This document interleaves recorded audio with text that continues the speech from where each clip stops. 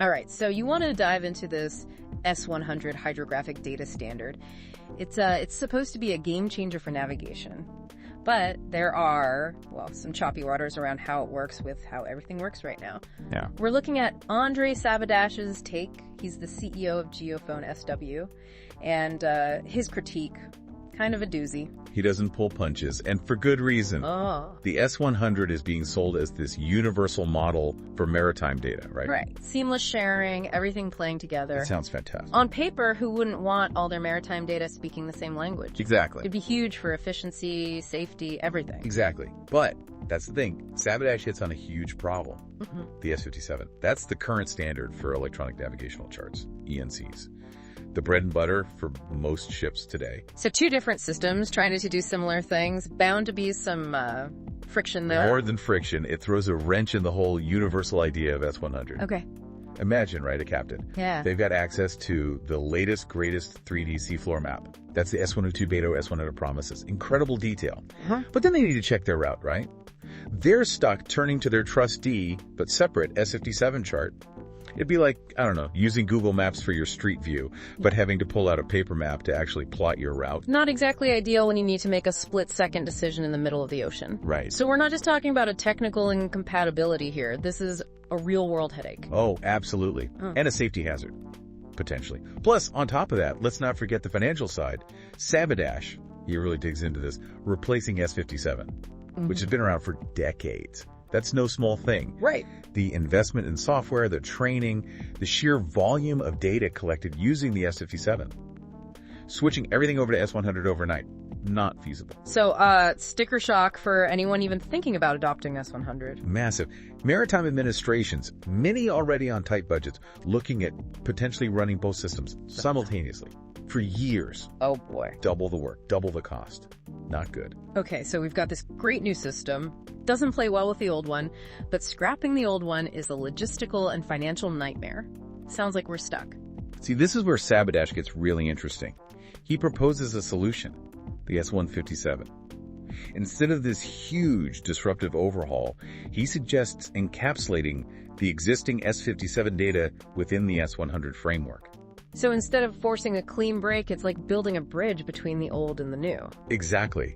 Honestly, it's kind of an elegant approach because it leverages those decades of work and investment that have gone into S-57. And presumably saves everyone a ton of money and headaches in the process. I'm curious about the mechanics of this encapsulation, though. How does that actually work? It leverages something called XML.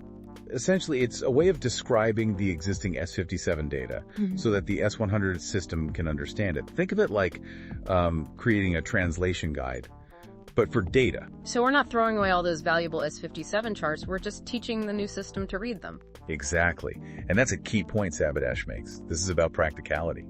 It's about what actually works for the people using these systems day in, day out, making sure the technology serves the user, not the other way around. This S-157 solution, it's really sticking with me. It's like you bump into a problem and then bam, you realize there might be a better way to solve it than just, forcing it. Right.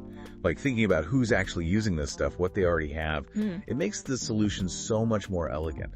And it got me thinking, this whole idea, this encapsulation, bridging that gap between old and new, it's got way bigger implications than just ships and charts. Oh, now you've got me going. Where else could this kind of bridge building be useful? Give me an example.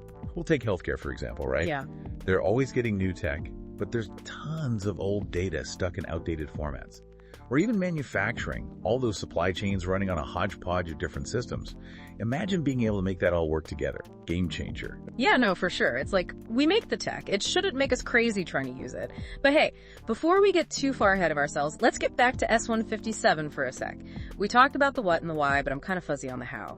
We touched on this XML thing, but for those of us who don't speak data, break that down a bit more. How does tagging data actually make different systems play nice?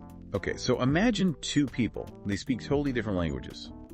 XML. It's like giving them a phrase book. Right.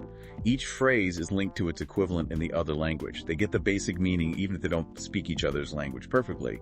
In our case, it lets the S-100 system read and use what's in those S-57 charts, even though they're written differently. So not translating the data itself, but giving it labels the new system gets. Exactly. A common language. Sure. That's the key. And that's huge, because now we don't have to convert all that S-57 data to the S-100 format, which frankly would be a nightmare. Yeah, the cost, the logistics, yikes. So S-157 is more like smart integration, not a data demolition derby. Way more feasible, right? Yeah. It's all about making things work smoothly, not breaking them further.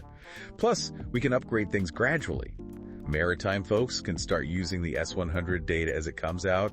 No need to flip a switch and hope for the best. It's like renovating your house bit by bit. Instead of having to move out, level the thing, and start over, get the new stuff, but no living in a construction zone for a decade. Perfect analogy. New tech is great, but it's got to work in the real world. Yeah. You know?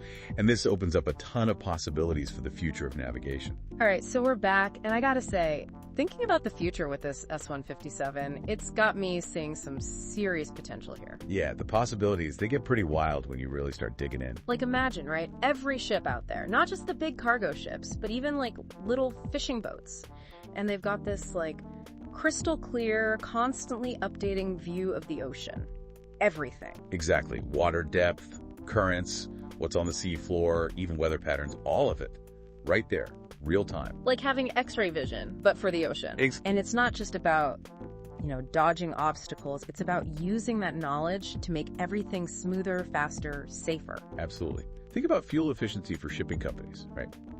If they can ride the currents, they use less fuel, less emissions. Right. Better for the planet, better for the bottom line. And then there's the research side.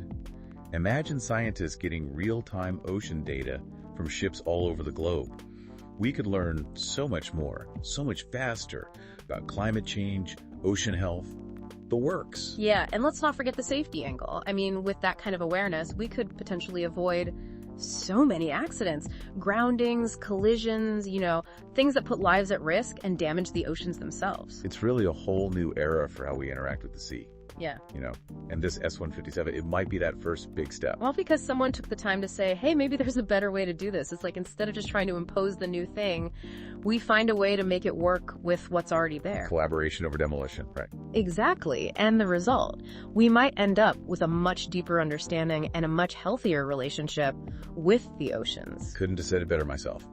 It really shows how much potential there is when people are willing to think differently, find those creative solutions. Well, on that note, I think it's time for us to surface from this deep dive. We've covered a lot of ground today. Yeah, we've gone from the nitty-gritty of data standards to the future of our oceans. And we've learned that even something as seemingly technical as S-157 can spark a much bigger conversation. So big thanks to Andre Sabidash for giving us so much to think about. Definitely. Lots of food for thought there. And to you, listening, thanks for diving deep with us. We'll leave you with this. What other fields out there could use a little bit of this bridge building? Where else could we find those creative connections that lead to a better future? Keep those questions in mind, and until next time, happy exploring.